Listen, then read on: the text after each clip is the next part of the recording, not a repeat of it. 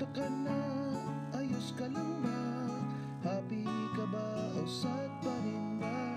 Kaya't halika na, sumama ka na selfie na, groupie na at iba pa. Bata matanda, biyuda at biyuda, may asawa man o kaya'y wala. Sama-sama tayo'y maglakbay, dito ka na, di ka na mag-iisa. Bebop, bebop na tayo, bebop, bebop na. Let us be hip and let us up, tara sa munting tahanan, tahanan ni Kristo.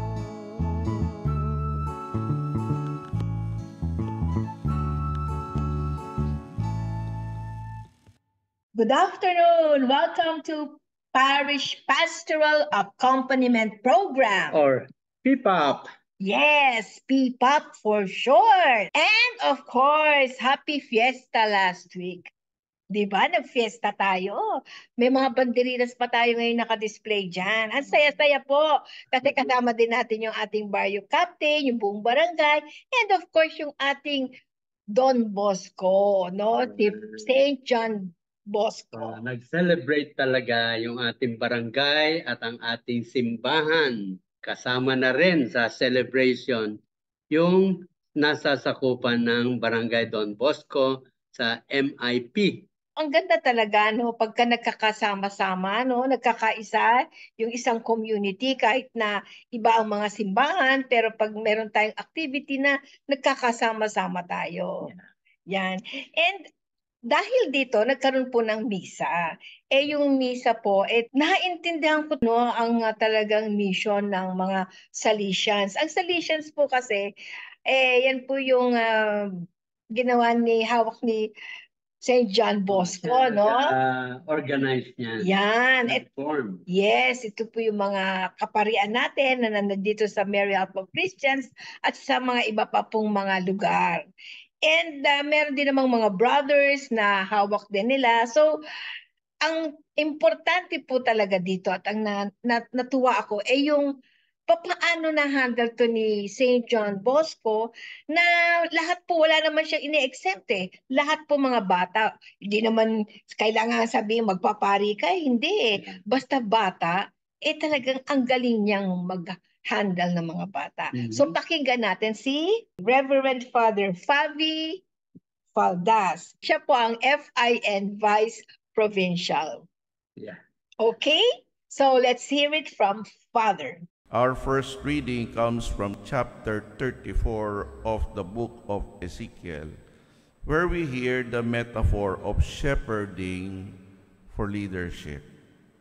Unfortunately, at that time, Israel's leadership was not doing a good job. Instead, they were abusing and oppressing God's flock. Thus, we hear God assuring to save his sheep, especially to give hope to the downtrodden. I myself will pasture my sheep. I myself will give them rest, says the Lord God. The lost I will seek out, the strayed I will bring back, the injured I will bind up, the sick I will heal, shepherding them rightly. God's work of liberation continues through time. At that time, it was David. But in the 19th century, when the young were being left off in the streets during the Industrial Revolution, God had prepared a country-bred priest to become shepherd to these lost sheep. And so, Article 1 of the Salesian Constitution summarizes this fact, stating, "The Holy Spirit raised up St. John Bosco to contribute to the salvation of youth, that part of human society which is so exposed and yet so rich in promise." As St. Paul exhorts the Christians in Philippi to practice the Christian virtues and values, they must be accompanied by two great qualities: joy, and gentleness. Then the God of peace will be with them always. It was not enough that Don Bosco committed himself to the young. He himself had to provide the environment to be attractive to them. Whenever we ask expectations from young people of any activity, their first reply would always be, dapat masaya. No wonder our parishes now shout out this slogan, sa Don Bosco masaya, sama-sama.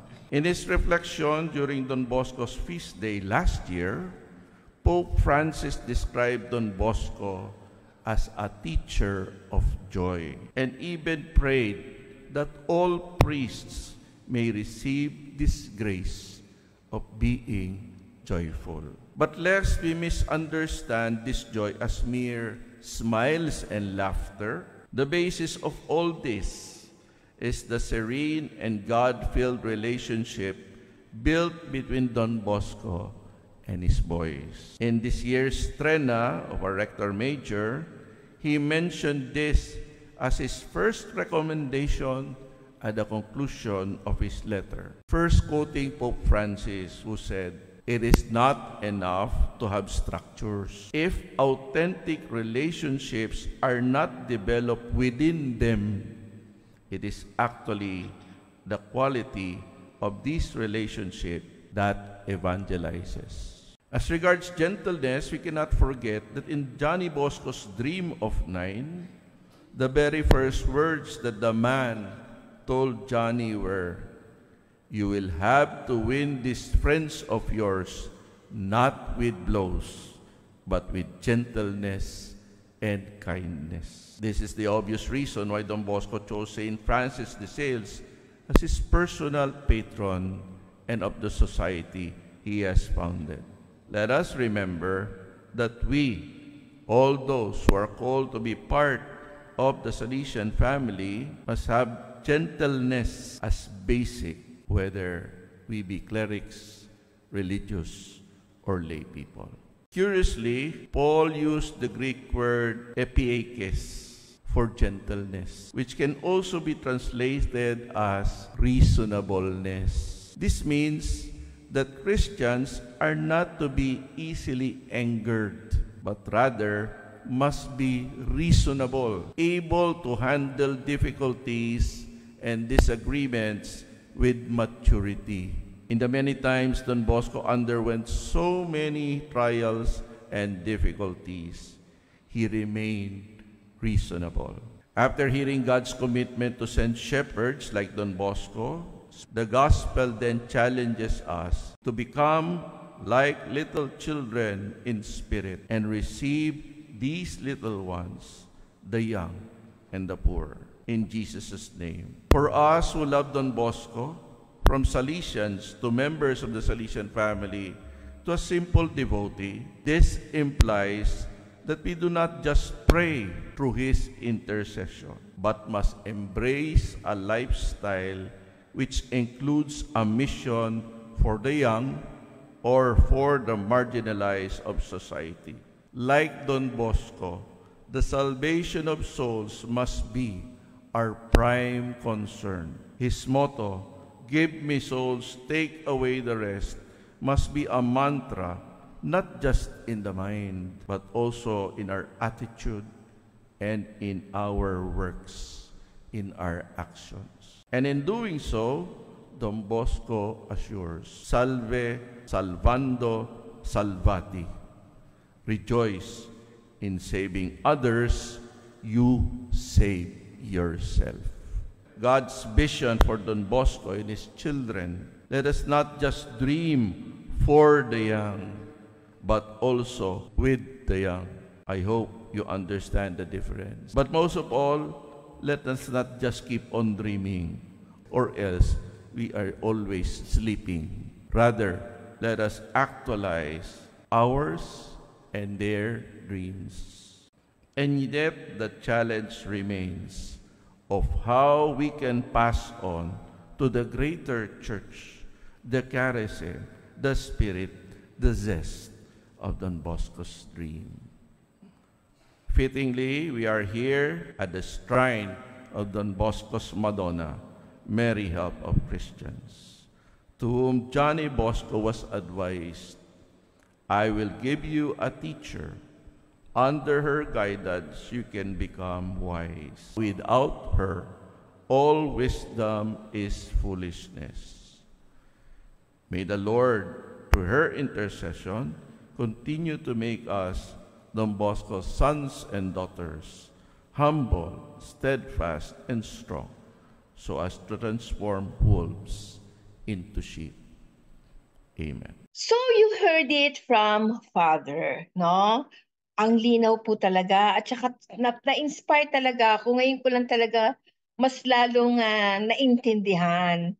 No, kasi lagi ko namang naririnig yan, ano, yung story ni St. John Bosco, pero ewan ko, siguro ito yung time na yung Holy Spirit talagang sabi, makinig kang mabuti dyan sa sinasabi. Kaya nga natuwa kami na naisip natin na isama natin dito sa P-Pop Live. No, para kasi ngayon po talaga natin nakikita ang need, no, to really take care of our children. Not only our children per se sa bahay, kundi yung lahat po ng kabataan. Maraming mga problema po ngayon ng mga bata na minsan napapabayaan. Dahil nai-ignore lang o dahil sa kabisihan, hindi natin napapansin. Di ba? So, ang goal yata ng Salesian community, no? Yung mga kabataan ng kanilang tinitingnan eh. Yes. So, sabi nila, dapat masaya. Oo, yan nga Dapat masaya. yan nga pala yung title natin. Oh, Bakit pero dapat totoo. masaya? Pero totoo, masaya talaga silang kasama. Yung mga Salesiano, yeah, masaya talaga sila. Ngayon, tingnan natin yung kanyang yung excerpts ng kanyang homily, no, nung misa, nung piyesta ng Don Bosco. Si Pope Francis din yata nagsabi niyan. Sabi, it is not enough that we have structures unless the authentic relationship is developed. So, ang ganda-ganda nga ng ating organizational structure. Pero kung wala namang ugnayan na maganda, ang bawat members ng mga community na yan or ministries, ay hindi magiging masaya talaga yan. Totoo. Sa tingin ko. Isa pa na pinoint out niya ron. Sabi niya, yung environment daw has to be attractive. Kaya nabanggit din ni Pope Francis yan sa Amoris Laetitia 288. Yan. So, ang character na dapat daw present in every activities or events is joy and gentleness. Correct. Yan din yata yung gusto natin when we are dreaming to become a welcoming church. Di ba? So yan din yung mga kailangang character. Connect na connect talaga. Yeah. No? Kaya kahit nga sa bata lang, applicable din po sa lahat. Bata, matanda, kung paano nyo po i-handle ang isang tao, kailangan po is something na masaya. Hindi po yung parang condemning o yung parang judgment. So masaya po. Masaya yung aura. Magaling nga yung mga bata, talagang alam din nila na talagang mas attractive, no? Kung gusto natin ma-attract yung ating mga anak o mga bata na makinig sa atin, kailangan attractive yung sinasabi natin. Hindi nega. Ganon din sa mga ina-accompany natin. Hindi ba? Ito pinick up din niya. No? Sabi niya, we do not just pray, but must embrace a lifestyle which includes a mission. Yan. Correct. Totoo yan, ha? Totoo yan. Kasi minsan, meron kami mga grupo, parang informal group or casual group na lagi, siguro weekly, nagmi-meet kami. And meron din ako isang grupo na dati kasi nasa isang family organization eh. So nagmi-meet naman kami every month. So ako parang may hinahanap ako. Sabi ko, hindi pa dapat itong ating pag-meet na ito para maging mas masaya at meaningful, hindi ba dapat meron tayong mission? Yes. Oo. Hinahanap ko yun. Mm-mm. In fact, pagka parang nangihina rin ako, parang wala akong nakikita na direction kung saan Yeah. tayo Alam mo, pupunta. yung mission na yan, yung sikreto ng pagkakaroon ng masayang buhay. Ang mission kasi is something na parang yan ang nagkakaroon ng direksyon ang buhay mo. Kaya nga minsan may sinasabi yung mga iba na parang wala na akong magawa, parang hindi ko alam kung anong gagawin ko. Kasi wala kang mission eh. No? And ang tanong dyan eh, Sister Malu, Brother John, paano namin malalaman kung ano yung mission namin? Just simple lang. Ang unang-una, syempre, seek the will of the Lord. When you seek the will of the Lord, just seeking, isipin mo lang na, Lord, help me to know your will. Doon pa lang, no? Bibigyan ka na ng grasya ni Lord. Kasi naisip mo na siya eh. No? Yung naisip mo na siya, sa kabisihan mo, naisip mo na siya. So, hindi ka niya pababayaan. Lalo na kung talagang ramdam mo na gustong-gusto mo na siyang pagsilbihan. Ibibigay po niya kahit po nga yung mga pari, di ba? Mga madre, hindi rin nila alam na magmamadre sila o magpapari sila. Ang hirap po na desisyon yan. Pero bakit po nangyari yun? Naramdaman nila. So ganun din po tayo. Oh, Di ba? isa pang activities natin na talagang naramdaman ko na talagang nakakatulong kung meron talagang mission. Sa atin, sa PIPAP, di ba? So, ang mga sumasama sa atin na nakikiisa sa activities natin, ito ay mga volunteers na walang commitment. Di ba sabi natin, okay, basta sumama lang kayo and if you feel good, Balik. pwede kayong bumalik-balik. Kung halimbawa, bigla naman meron kayong mga commitment na kailangan hindi kayo makaka-attend sa amin, Yes. pwede naman na hindi kayo pumunta. Yes. So parang ito po yung parang ginawang parang magaang na magaang, very light po, Yeah, na makakapag-serve kayo sa simbahan na hindi po mabigat. No? It is parang umpisa lang po kasi yan eh, no? Yeah. Hanggang sa ma-feel nyo na palalim na po yung inyong service. Yan. So despite na walang commitments, parang you can come and go whenever you feel like, pero meron tayong mission. Yan. Di ba? Importante yung mission na yon. Sabi, we are Yes. accompanying families. Yes. So lahat ng mga nabibigatan, we are here to listen to Correct. and to empathize with them, pray for them. At kaya nga nakuha natin yung homily ni Father kasi it's about yung mga bata, di ba? Kasi yan yung ating very important part of our family, yung mga children. Nakasama din natin dito sa ating accompaniment program sa kapihan. Kaya totoo yun na every activities dapat ramdam nila that they are doing it with a mission. Yes. Okay. Another point. Sabi rin dito, nabanggit din ni Father Paldas, let us not just dream for the young, but dream with the young. Ito, mga Salesian principles yan, no? Sabi, don't just keep on dreaming. Because if you are just dreaming, may tendency na tulog ka lagi. Oo. Tulog ka Kasi lagi. hindi ka naman mag-dream kung hindi ka nakatulog o hindi ka nakatunganga. So pagkatapos ng dream na yan, you have to move. Kailangan may gawin ka naman. Asa nasabi na, it's okay to dream. Fiction din, hindi lang puro panaginip. No? Kailangan naman gumising ka rin para gawin mo yung panaginip. Ayan. Diba? So, yan ang pangarap natin sa ating simbahan. No?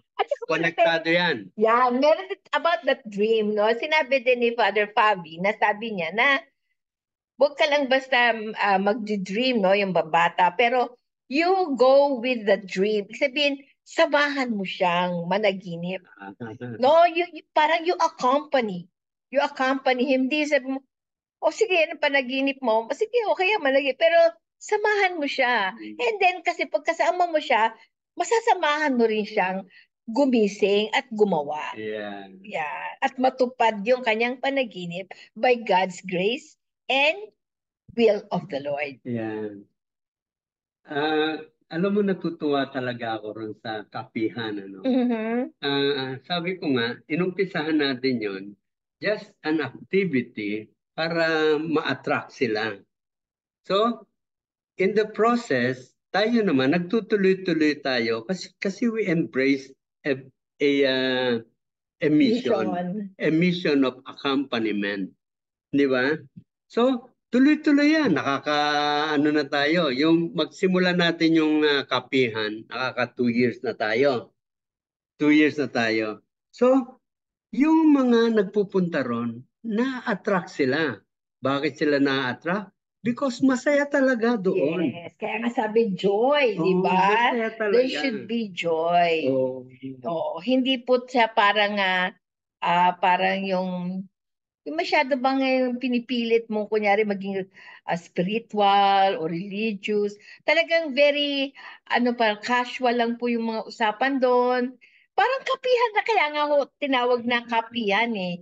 'Di ba sa kapihan, para ka lang nagre-relax pag umiinom ka ng kape, kaya nga mainit, mabagal, nagre-relax ka. So yun po yung mararamdaman natin.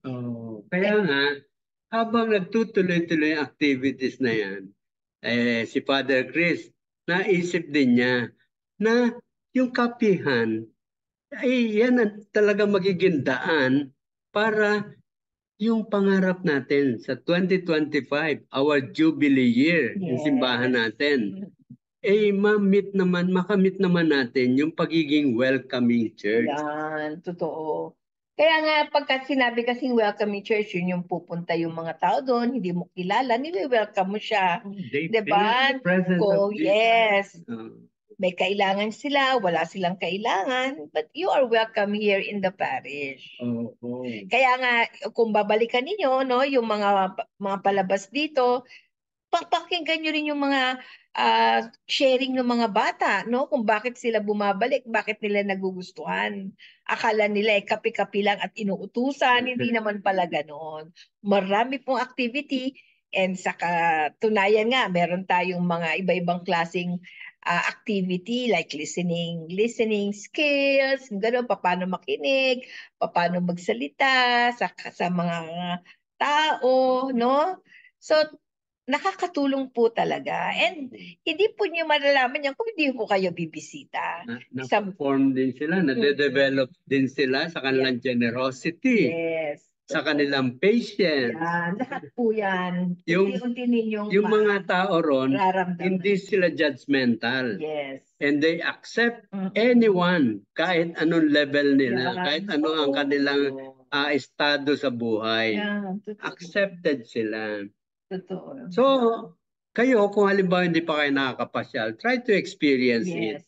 We are at the gym every Sunday from 9 to 10 a.m. Yes. Pagkatapos yan, halimbawa, nagsimba kayo ng 8 a.m., paglabas nun, diretso na sa gym, and there you will experience the joy and welcoming ng mga tao doon sa kapihan. Yes. Yan po yung gusto ni St. John Bosco, di ba po? Yung to gather, no? Not only the young, but everyone, no?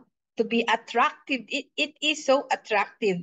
Kasi po, lahat po ay welcome, masaya, at yung presence po ni God ay mararamdaman natin dahil unang-una ay nasa simbahan tayo at ito po ay galing sa ni Pope Francis, no, sa libro niya na Amoris Laetitia.